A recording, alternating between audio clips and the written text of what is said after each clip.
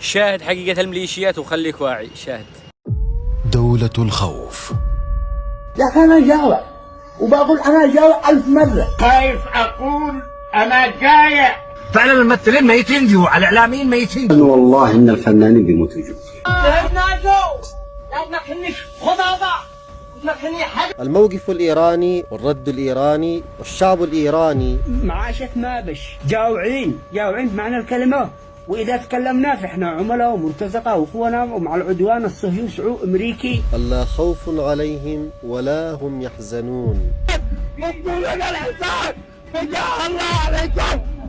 رجل يمني طلع من صنعاء ووصل لمكان يمديه يتكلم فيه بأمان. مع هذا يوم وافق يحكي قصته طلب منهم طلب واحد بس: لا تذكرون اسمي بالكامل. وش اللي مر فيه هذا الرجل لين وصل لهذه المرحلة؟ وش اللي يخلي إنسان يهرب بجلده ويطلع برا بلده؟ وللحين الخوف يلاحقه من مجرد ذكر اسمه. أنا عبد العزيز الخمعلي، أروي لك القصص التي تستحق أن تروى، وإذا كنت تحب هذا النوع من المحتوى فمكانك هنا. قصتنا اليوم ما راح توقف عند الصواريخ والمسيرات والسفن، راح ندخل من باب الوزارة ونمشي مع القرار لين نعرف من اللي يملكه، وبعدها راح ننزل للحارة والمدرسة وساحة القبيلة عشان نشوف كيف يشتغل النظام يوم ما يكون أمام الكاميرات.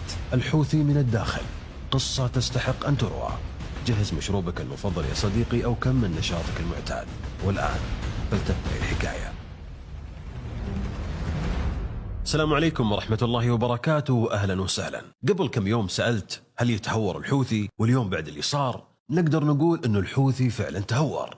أما أبعاد هالتهور فلها حلقة مستقلة بإذن الله، وهي الحلقة الجاية. قصتنا تبدأ في 21 سبتمبر سنة 2014، يوم دخلوا الحوثيين صنعاء. المشهد اللي بقى في الذاكرة هو المسلحين ونقاط التفتيش والمعسكرات اللي طاحت، بس الصورة الأهم في قصتنا صارت بالصباح اللي بعده. الموظفين يوم رجعوا لوزاراتهم اللوحات فوق الأبواب زي ما هي، والملفات بالدرج والختم الرسمي للحين اسم الجمهورية اليمنية عليه. الحوثي ما دخل أرض فاضية، دخل على دولة تعبانة بس كانت تعرف سكانها وموظفينها وتحكم بينهم وتجمع منهم الفلوس وتدخل بيوتهم عن طريق المدرسة والإذاعة والتلفزيون. فالأدوات اللي تحتاجها أي جماعة عشان تتحول لسلطة كانت جاهزة قدامه. وكان مع ذاك اليوم رجل يملك مفاتيح كثيرة لهالدولة، علي عبد الله صالح. صالح حارب الحوثيين 6 حروب، وبعدها تحالف معهم يوم جمعتهم مصلحة واحدة. فهو عنده ضباط وشيوخ قبائل وشبكات داخل المؤسسات، وهم عندهم مقاتلين منظمين ومشروع تو طالع. في كل طرف كان يحسب انه يستغل الثاني، ولما انتهت الحاجة انقلب التحالف لمواجهة، وقتلوا الحوثيين صالح في ديسمبر 2017. بس قبل لا يقتلونه الحوثي أخذ منه شيء أغلى من التحالف نفسه: الطريق لمؤسسات الدولة والرجال اللي يعرفون دهاليزها وخباياها، وذاكرة مليانة ملفات الخصوم والقبائل على مدى عقود. هالتفصيلة راح نرجع لها بعدين، لأنك يوم تشوف مشكلة تنفجر في صحراء الجوف بعد سنوات راح تكتشف أنه ملف قديم في صنعاء يمكن يكون أهم من كتيبة كاملة واقفة في الميدان. في الشهور الأولى بعد ما سقطت العاصمة وقع اتفاق السلم والشراكة، وكان المفروض تتشكل حكومة وينسحبون المسلحين من المؤسسات. الحكومة فعلا تشكلت والمسلحين قعدوا، وفي يناير 2015 استقال الرئيس عبد ربه منصور هادي الله يرحمه، ورئيس حكومته خالد بحاح تحت الضغط. وبعدها سلمك الله أعلن الحوثيين اللي سموه الإعلان الدستوري، وسووا لجان ثورية عشان يديرون البلد. يعني بالمختصر جربوا في البداية يحكمون بوجههم المكشوف، بس الوجه وراه فاتورة ثقيلة. إذا لغيت الوزارة تصير أنت المسؤول عن الكهرب والماء والرواتب ومن أول يوم، وإذا لغيت الرئيس ما عاد عندك أحد تحط الفشل في راسه. عشان كذا استقر النظام على حل أريح: تقعد الدولة واقفة ويتغير الشخص اللي يحركها. خالد بحاح اشتكى وقتها من مشرفين حوثيين يدخلون بالوزارات كأنهم سلطة أعلى. تخيل مبنى حكومي عادي في صنعاء، الوزير جالس وراء مكتبه قدامه أوراق رسمية وعنده ختم وميزانية وقرارات تعيين، وبنفس المبنى في رجال ثاني ما وصل بقانون الخدمة المدنية ويمكن ما عنده أصلا مؤهل يناسب الوزارة، بس الموظفين عارفين أن اتصاله أثقل بكثير من توقيع الوزير بنفسه. هذا هو المشرف، عرفته؟ ممتاز. فإذا ظلمك مدير رسمي تعرف من هو من المفروض أنه يحاسبه، لكن إذا عطل معاملتك مشرف مالك منصب معلن. فتشتكي لمين؟ غالبا شكواك راح ترجع لنفس الجهة اللي تحميه. ومع الوقت كبرت الشبكة، بالمحافظة في مشرف عام وتحته رجال يتابعون المديريات. إذا وافق الوزير ورفض المشرف تتوقف المعاملة، وإذا طلب المشرف شيء يطلعه المسؤول الرسمي على شكل قرار نظامي. القانون موجود بس الكل يدري أي كلمة هي اللي راح تمشي.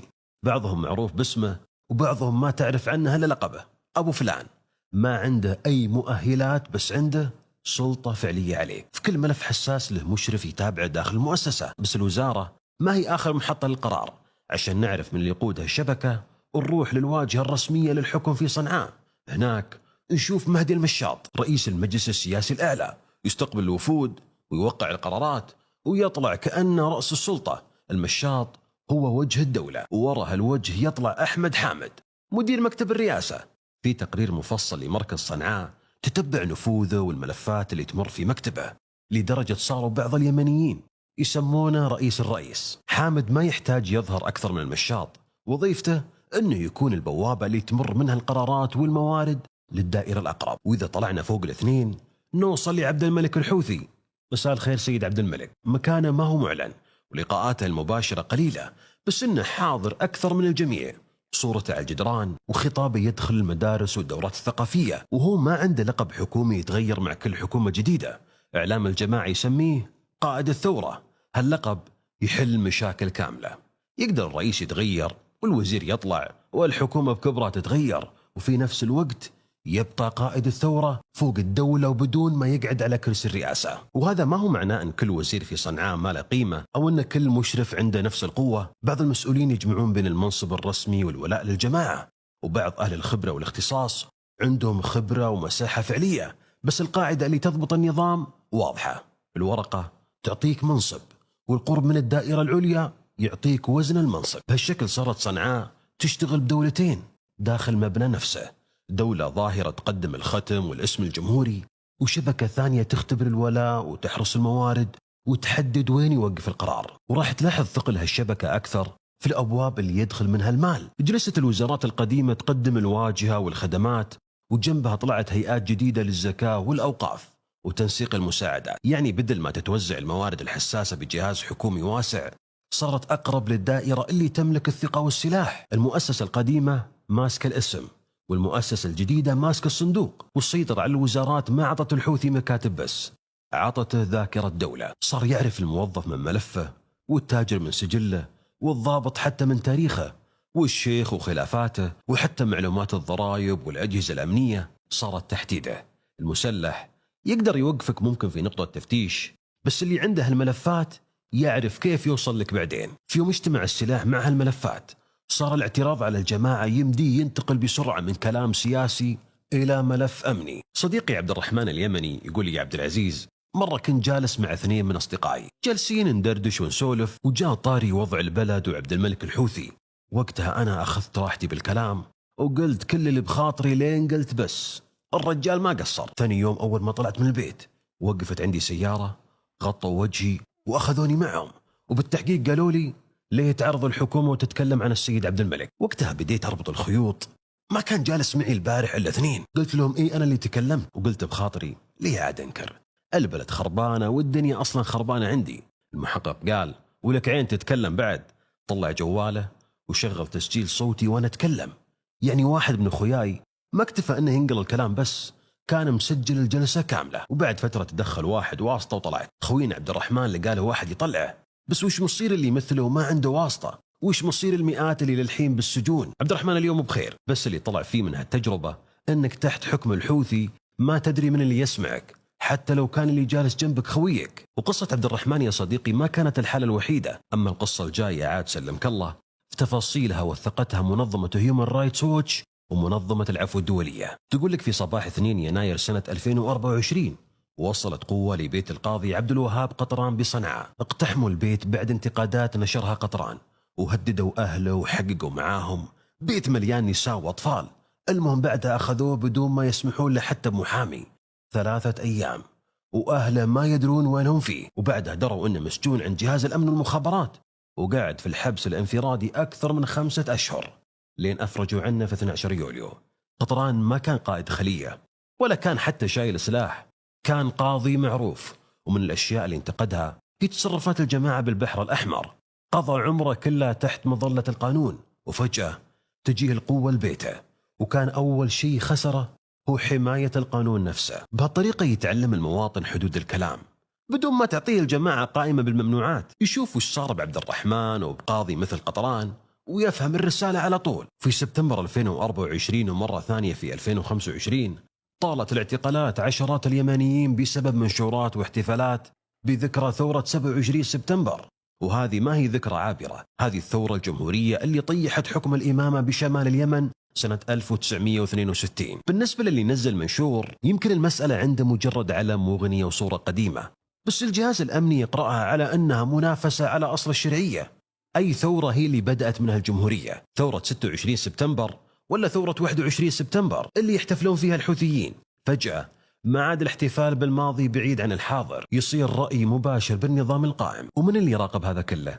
فوق بالقمة في جهاز الأمن والمخابرات اللي اندمجت تحت أجزاء من أجهزة الدولة القديمة، وداخل الجماعة نفسها يشتغل الأمن الوقائي عشان يتابع المقاتلين والمسؤولين ويمنعون الانشقاق. أما في ملف النساء وثقت تقارير أممية وحقوقية دور شبكة الزينبيات بالمراقبة والاعتقال والإشراف على سجون النساء. بس الرقابة ما توقف عند جهاز كبير وبوابة حديد، تنزل لين الحارة، وهناك عاد تلقى شخص أقدم من النظام الحوثي نفسه، عاقل الحارة.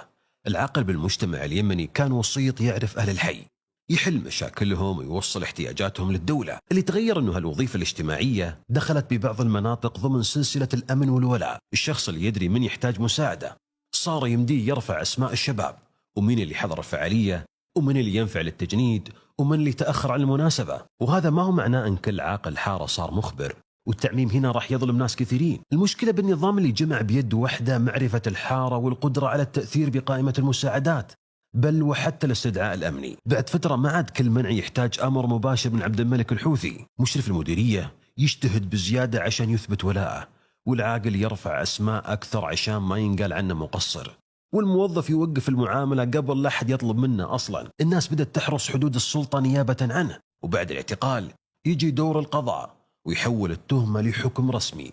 منظمات حقوقية وثقت قضايا نظرت فيها المحكمة الجزائية المتخصصة بصنعاء بتهم غريبة مثل التخابر وإعانة العدو، وبعض المتهمين تم اختطافهم وانحرموا من أنهم يدافعون عن أنفسهم، وحتى تصادرت أرزاقهم وأملاكهم. الخلاف مع صالح حنتوس ما بدأ يوم انقتل. في سنة 2022 اقتحمت مجموعة حوثية دار القرآن اللي كان يديرها، وأحرقوا الكتب اللي داخلها. وعلى كلام أهله كمل الرجل أن يعلم القرآن في مسجد قريته، ورفض يدرس المناهج اللي فرضتها الجماعة. وفي أول يوم من يوليو سنة 2025 وصلت البيت حملة عسكرية كبيرة، حاصروا البيت واستمر إطلاق النار والقصف تقريبا 10 ساعات، وانتهى الهجوم بمقتل صالح حنتوس وولد أخوه حمزة، وحتى أصابوا زوجته وحماته وولد أخوه الثاني. الحوثيين قالوا أن حنتوس هو اللي بدأ في إطلاق النار، وأن المواجهة قتلت 3 من أفراد الأمن. أما أهله فيقولون أنه طلب أن يحولون قضيته للنيابة ويوكل محامي، وبعدها دافع عن نفسه بعد ما بدأ الهجوم على بيته. وبعد الحادثة حققت اللجنة الوطنية اليمنية بالصور والشهادات، وطلعت نتيجة تحمل قيادات حوثية مسؤولية الهجوم والقتل. القصة ما تحتاج أن نقول أن الرجال انقتل بس لأنه يعلم القرآن، الثابت والأكيد أقوى بكثير. خلاف بدأ بإغلاق دار قرآن، وكان المفترض أنه ينتهي أمام نيابة ومحكمة، بس أنه انتهى بحملة عسكرية فوق بيت رجل عمره 75 سنة. يا صالح حنتوس كيف حالك؟ الحمد لله على كل حال. ما بلا البلاطي جاي هذا الجو رموا علي لا داخل المسجد والآن مرتبين علي. يا شيخ فارس اتق الله اتق الله، والله إننا خصمك يوم القيامة. ما بضبطني الدولة، لا تكون دولة نظام وقانون، حولوها النيابة ونعمل لي محامي. من هو الذي بدعي عليه يا مان؟ الحوثيين يقولون أنهم يلحقون جواسيس يشتغلون لصالح دول معادية، وينفون أنه الاعتقالات هذه وسيلة عشان يقمعون المخالفين. وصحيح أنه اليمن بلد منقسم وفيه صراعات أمنية، بس هذا ما يجاوب على السؤال الأهم: من اللي يثبت أنه المتهم جاسوس فعلا ويفرق بينه وبين مجرد واحد منتقد؟ ومن اللي يحاسب هالجهاز إذا كانت جهة الاتهام والتحقيق والمحاكم كلها تشتغل داخل منظومة واحدة؟ نظام الخوف ما يحتاج يسجن كل الناس، يكفي أنه الواحد ما يدري من وين يبدأ الممنوع، ولا يدري هل العقوبة راح توقف عنده أو راح توصل لبيته ورزقه. والرزق فتح باب أوسع من باب السجن. في تحقيقه عن الحياة تحت حكم الحوثيين قابلت وكالة رويترز معلم اسمه عبد الملك ورجل ثاني اسمه فواز. عبد الملك هذا معلم يمني كان عمره 40 سنة، يقول أنه مشرف المدرسة أوقف عن العمل لأنه رفض أنه يحضر دورات فكرية مع أنه راتبه أصلا ما كان يوصل بانتظام، وبعدها خسر الوظيفة. فوق هذا كله يجي من يطلب تبرعات للمسيرات الأسبوعية المؤيدة لغزة. هو اختصر وضعه بجملة بسيطة: بدون راتب كانت الحياة مستحيلة. وفوقها يجون يزورونه بالبيت ويطلبون تبرعات. وأزمة الرواتب باليمن ما صنعها الحوثي الحالة، الحرب قسمت الاقتصاد، والبنك المركزي انتقل لعدن سنة 2016، وإيرادات الدولة توزعت بين سلطتين، وتوقفت صادرات النفط الحكومية، ودخلت العملة والبنوك في صراع طويل، كل طرف يحمل الثاني المسؤولية. بس المواطن بيشتري مقاضيه ولا همته البيانات السياسية. وفي ربيع 2025 رسم البنك الدولي صورة قاسية لمصادر دخل الأسر داخل مناطق الحوثيين.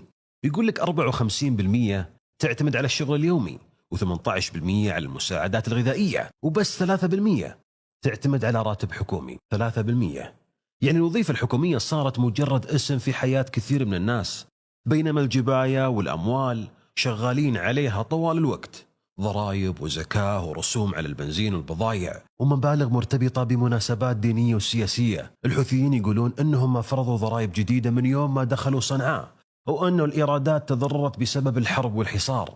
أما شكاوي التجار والتقارير الاقتصادية تعطيك صورة أوضح: سلطة دقيقة جدا بجمع الفلوس والجبايات، بس إذا جاء وقت الرواتب والخدمات تختفي هالدقة على طول. أبو حمزة عاش هالواقع قبل لا يدخل السجن. كان عسكري سابق وأب ل5 أطفال، فتح بقالة صغيرة بصنعاء عشان يصرف على بيته، والرسوم والضرائب على كلامه بدأ تاكل دخله حبة حبة، وبدأ يتدين لين وصل دينه ل5 ملايين ريال يمني. باع أثاث بيته، بعدها باع أشياء ثانية، منها جنبية بمقبض ذهبي ورثها من أبوه. والجنبية عند عوائل يمنية كثيرة ما هي مجرد قطعة يمديك انك تستبدلها، بالنسبة له هذه إرث وذكرى ووجاهة. يوم يبيعها الرجل عشان يأكل عياله تعرف انه الضيقة وصلت لآخر شيء، كان يظن انه مستحيل ينباع. ولما خلصت الفلوس صار يروح المسجد بعيد عن حارته ويطلب الصدقة هناك. ما اختار المسجد البعيد لأنه يعطي أكثر، اختاره بس عشان جيرانه ما يشوفونه. رجل كان عنده وظيفة وبقالة وإرث من أبوه، صار يبعد كل هالمسافة عشان يحمي شيء واحد: صورته أمام الناس. وفي سنة 2021 طلع هو هذا من صنعاء وراحوا إلى مأرب. أما فواز وصل لنفس الباب بس من طريق ثاني، محاسب وأب ل8 أطفال. خسر شغله وبعدها بزوجته، وبعدها حاول يسجل عائلته ضمن اللي يستفيدون من المساعدات بحجة. يقول أن المشرف ربط السلة الغذائية بالانسحاب والتجنيد مع المقاتلين، وقالوا له لازم تحضر المسيرات وتردد شعار الجماعة، ويوم رفض صار بنظرة عدو وما يستاهل المساعدة. والخلاف على القوائم وصل للمؤسسات الدولية نفسها. برنامج الغذاء العالمي وقف التوزيع العام بمناطق الحوثيين سنة 2023 بعد ما تعثر الاتفاق على طريقة تضمن وصول المساعدة للي يستاهلونها بصدق، وقال إنه راح يتدخل إذا طلع دليل موثوق على تحويل المساعدات أو سرقتها. موظفين إغاثة ومراقبين تكلموا عن تدخل الجماعة، أنهم يختارون المستفيدين ومن اللي يجمع بيانات الجوع. المشكلة مو أن كل سلة تنسرق، ولا أنه كل مستفيد موالي لهم. ملايين اليمنيين محتاجين المساعدة فعلا، وعمال الإغاثة اشتغلوا بظروف صعبة وخطرة. بس إذا كانت السلطة تقدر تقرب اسم بالقائمة وتبعد اسم بكيفها، فالسلة ما عاد مجرد أكل، صار كرت نفوذ. المشرف يدري أن الأب بدون راتب، وأن الشغل اليومي يمديه ينقطع بكرة، وأنه كيس الطحين يشتري وقت. ما يحتاج أنه يهدد بالسجن كل مرة، يكفيه يشوف القلم اللي ينكتب فيه الأسماء. السلطة اللي مسكت رزق الأب والتفتت بعدها لولده.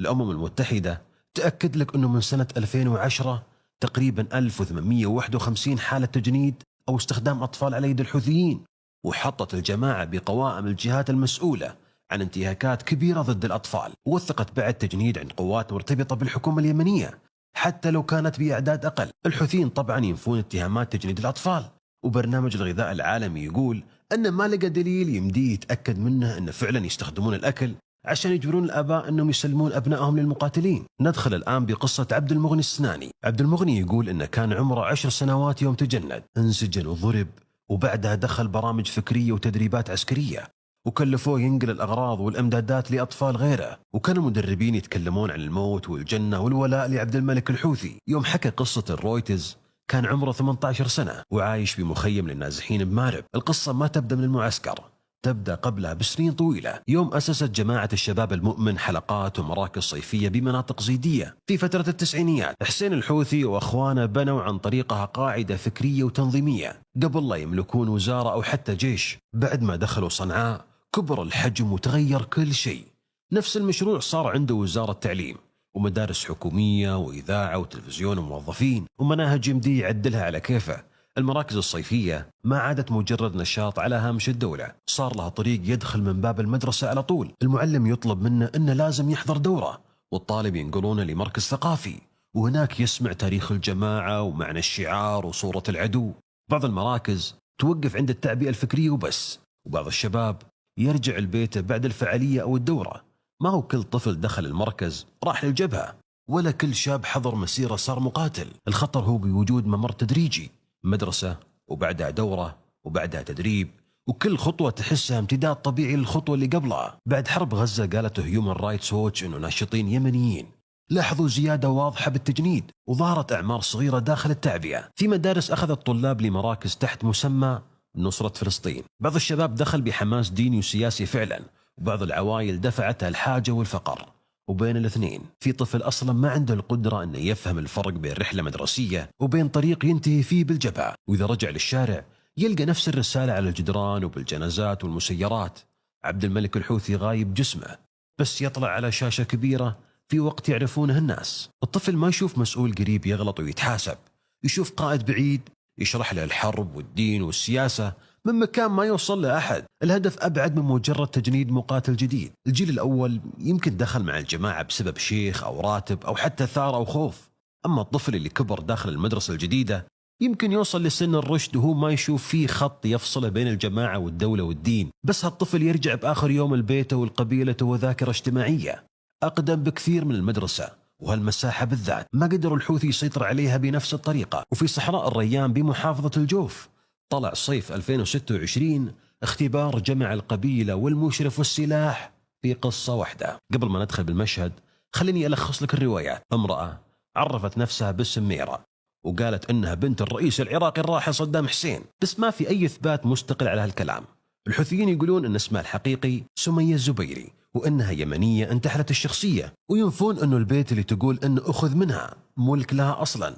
أما الطرف القبلي فيرفض كلامهم ويتمسك بأنها دخلت بجوار شيخ وحمايتها صارت واجب عليه، وحتى مصيرها النهائي بقي وراء كلام وروايات مختلفة. بس الأكيد أنه الشيخ انسجن وبعدها طلعوه، وأنه في تجمع قبلي قام بالريان على دخلة شهر مايو. وصلت المرأة لبيت الشيخ حمد بن راشد بن فدغم وقالت أنه قيادات حوثية استولوا على بيتها وحلالها بصنعاء وطلبت الجوار. بالعرف القبلي المرأة اللي تدخل بيت شيخ بهالطريقة ما تصير مجرد صاحبة شكوى عادية، تصير في حمايته ووجهه والردة مكسورة، فهذا معناه أن اسمه ووجهه انكسر معها. الشيخ تحرك بالواسطة عشان يسترجع اللي تقول أنه حقه، وبطريق الرجعة انسجنوا الاثنين مع بعض. مرت تقريبا 50 يوم قبل لا يطلع فدغم، وبنفس الوقت بقي الخلاف قائم على موضوع المرأة. وفي 24 يونيو طلع الشيخ للريان، كسر جفل الجنبية ورمى الشال وأعلن نكف الكرامة يطلب النصرة. وفعلا بدت الوفود تجيهم وحطوا الخيام وجو مسلحين من قبائل ومناطق مختلفة. قضية بدأت بامرأة وبيتها صارت تسأل الحوثي أمام الناس كلهم هل بقي للقبيلة خط أحمر ما يقدر المشرف يتعداه.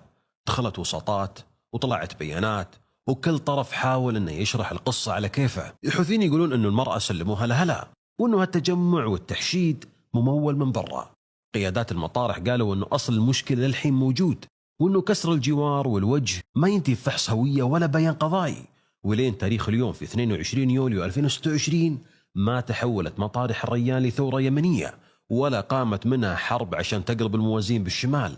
يمكن تنتهي بتسوية قبلية زي أزمات كثيرة انتهت قبلها، بس مجرد استمرارها يفتح سؤال يمس أساس الحكم. كيف قدر الحوثي يتشارك ويتعامل مع القبيلة طول هالسنين بدون ما يشعلها كلها بوجهه؟ الجواب يرجعنا لعلي عبد الله صالح والملفات اللي حكينا عنها بداية القصة. بعد ما سقطت صنعاء الحوثي ما ورث أسماء المشايخ بس، ورث تاريخ العلاقة معهم كاملة.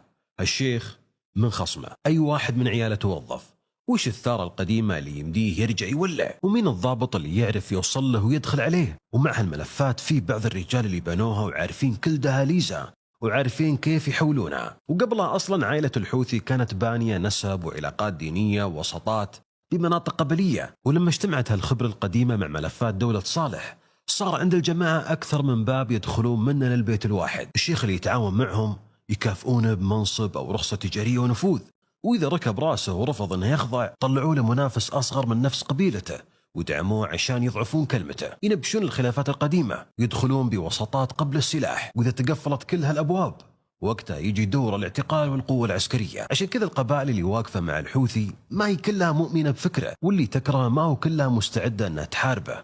السالفة بالمختصر مصالح وثارات وتنافس بين المشايخ. واحد ينزل الميدان عشان يدافع عن العرف والشهامة، والثاني ينزل لأنه خسر نفوذه ويرجع، والثالث يرفع السلاح بس عشان يضغط ويعلي سعر التسوية، وأول ما ياخذ ضماناته يسلم ويرجع لبيته.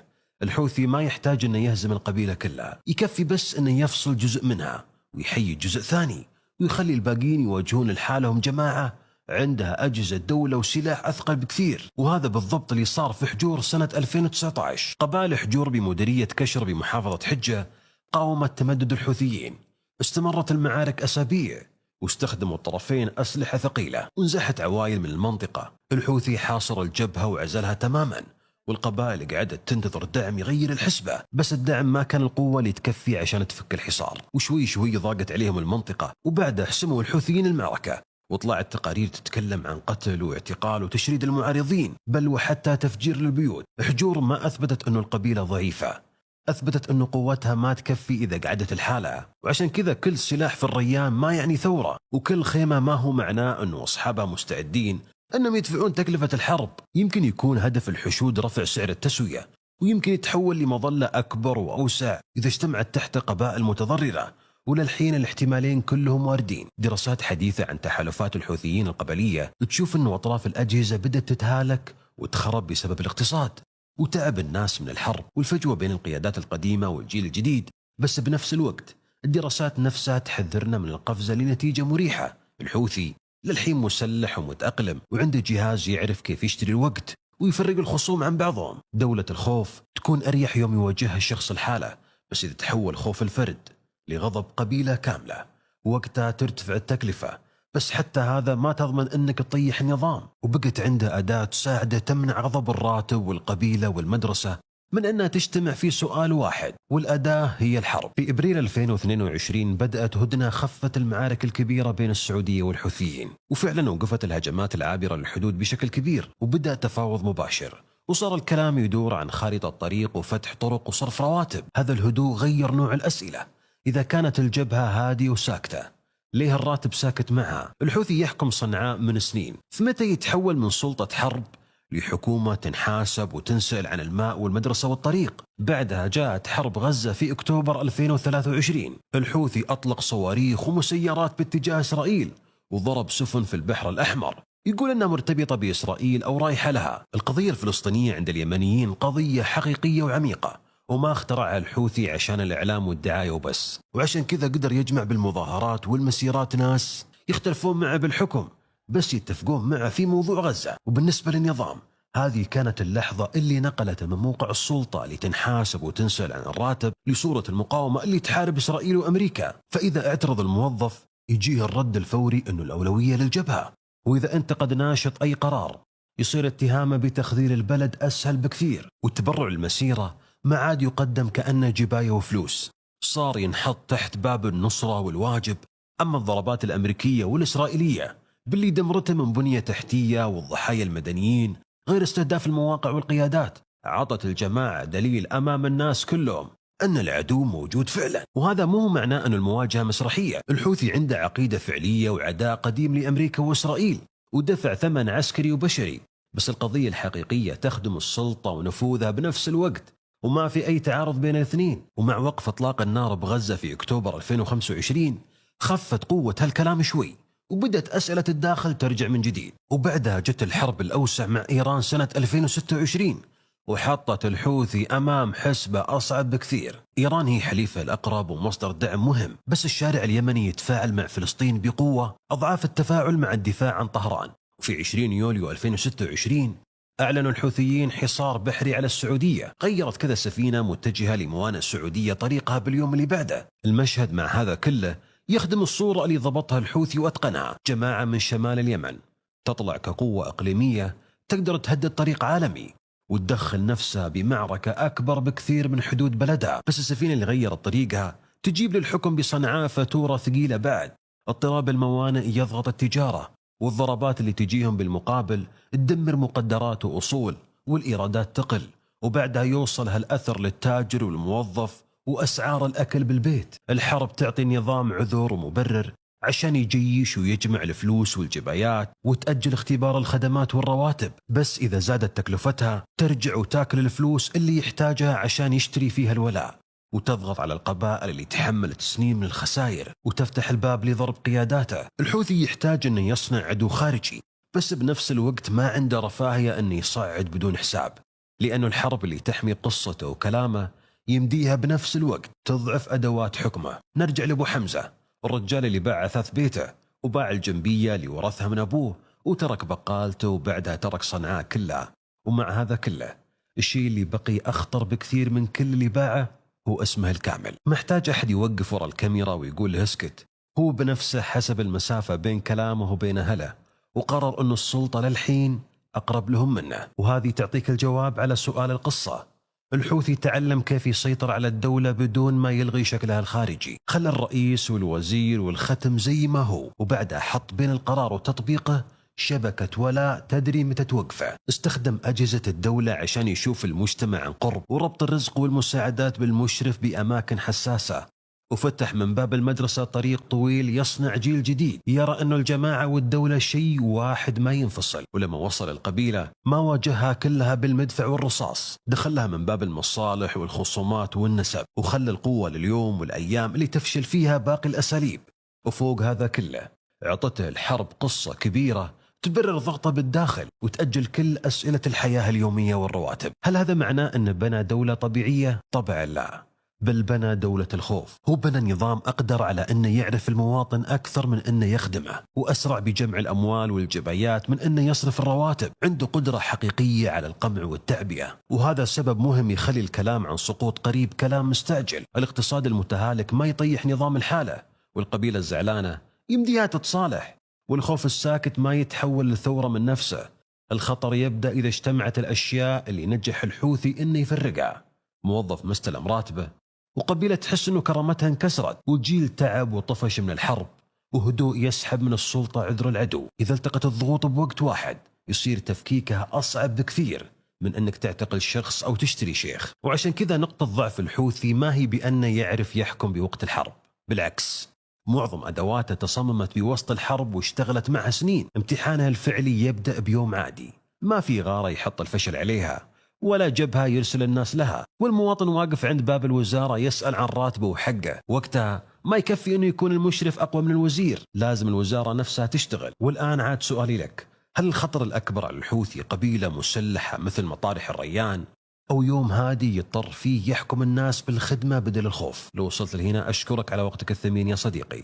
لا تنسى الاشتراك إذا ما أنت مشترك، وتفعيل جرس التنبيهات، ومشاركة الحلقة مع من تحب. وأعان الله أهل اليمن على ما هم فيه. سبحانك اللهم وبحمدك، أشهد أن لا إله إلا أنت، أستغفرك وأتوب إليك، وفي أمان الله.